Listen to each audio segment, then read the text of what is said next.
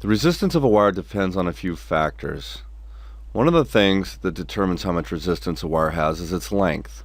The longer a wire is, the more resistance it has. It's just more material to push through, so that increases the resistance. And it's directly proportional to that length. Now, another thing that is a factor is the cross-sectional area of the wire. The cross-sectional area of the wire, as it gets bigger, resistance goes down. They're inversely proportional. The way I like to think of it is almost as if it was a bigger highway. If you have a 2-lane highway, you can get a certain amount of traffic through it. If you had an 8-lane highway, you could get a lot more, and a bigger cross-sectional area just provides more room for the charges to move. Now, there's a final factor in here which is known as resistivity, and we use the Greek symbol rho for that, which we've used before for density. This is not density, this is resistivity. Okay, and it's really just a measure of the material. So certain materials have different resistivities than other materials. Gold has a very low resistivity, so the total resistance of this wire depends on how long it is, how thick it is, and what it's made of. Alright, let's do an example real quick. Suppose you want to connect your stereo to remote speakers.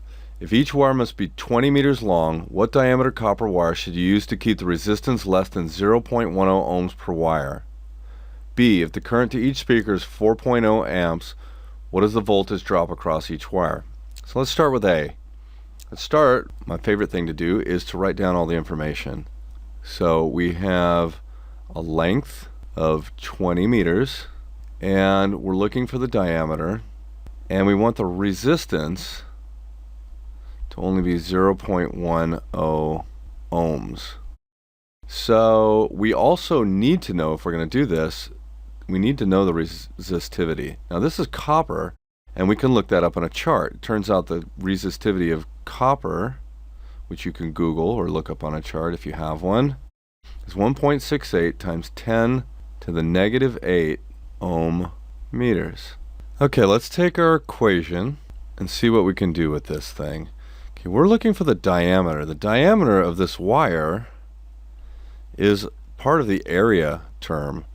So if we solve this thing for area, we get that the area is the resistivity times the length over the resistance. And the area, this is a circular cross section, is going to be pi r squared.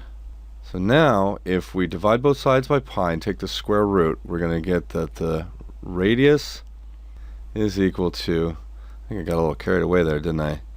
The resistivity times the length over pi times the resistance.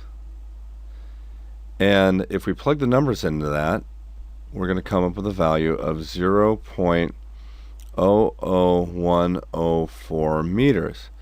Now the radius is helpful, right? Because diameter is 2 times radius. So we're going to get 2 times this number up here, which is 0.00208 meters.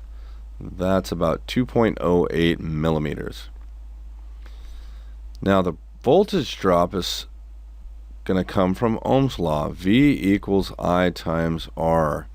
We could have done this without even having done part A. It's because the current was given at 4.0 amps and the resistance was already known. It's 0.10 ohms. If you multiply those numbers, you get 0.40 volts. So 0.40 volts will be lost in moving through that wire.